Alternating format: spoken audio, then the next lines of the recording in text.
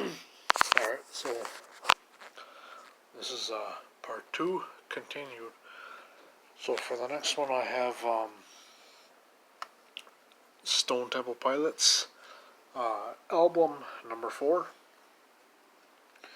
This came out in October of 1999. I was 7 years old at the time, and this record I consider personally for me a toss-up. This is a toss-up between this one and Shangri-La-Di-Da. I really do like this one. This record is not underrated to me at all. The style, the sound, and the rock style that the band portrayed on this record, I really don't see, what people had a lot of problems with, if any. And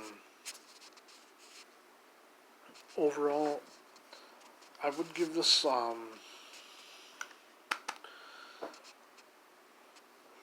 would give it number 4.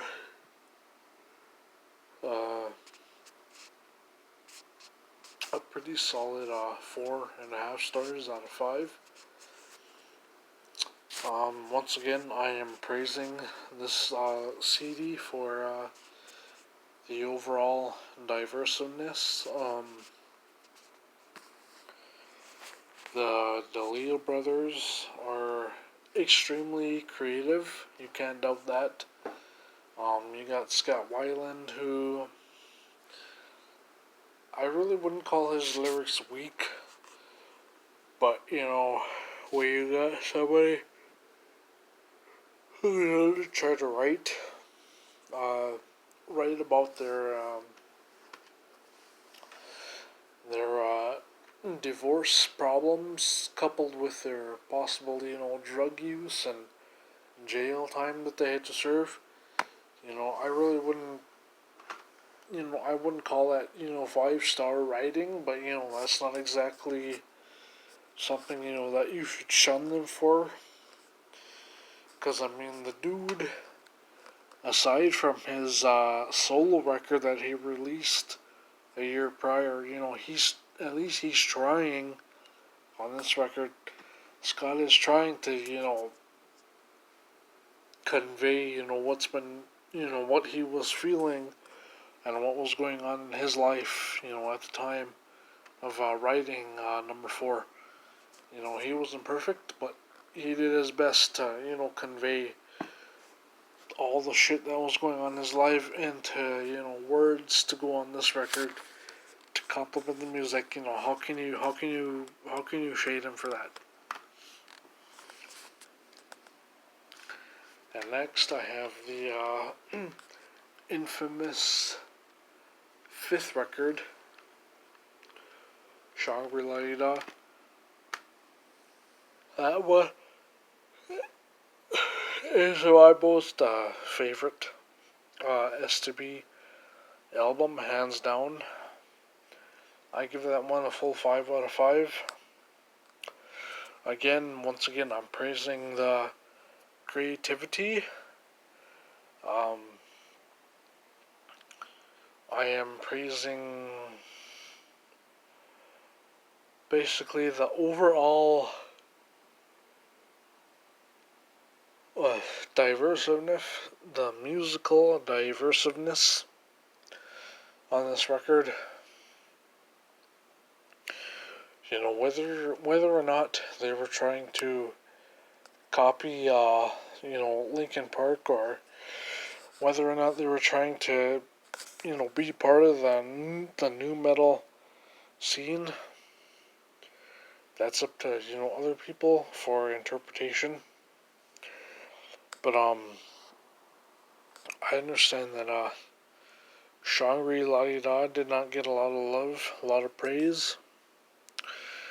But in the time that I have listened to that record, anytime that I want to listen to STP, I found myself choosing that album out of everything else as, as the first. Because I love that record so much, I really can't say that I see the flaws that, the rest of the fan base saw in it, because, I've only experienced it, at this point in my life, around the time when that record came out. I was only 6 years old, so you know, um, I can appreciate the all the instrumentals, the acoustic guitars, drum performances, electric guitar, the bass, all that. For me, when it comes to STP, after listening to pretty much every, up to the fifth album, I can't really find any flaws or anything wrong, that they did. You know, to hell with, what Rolling Stone magazine says. Um,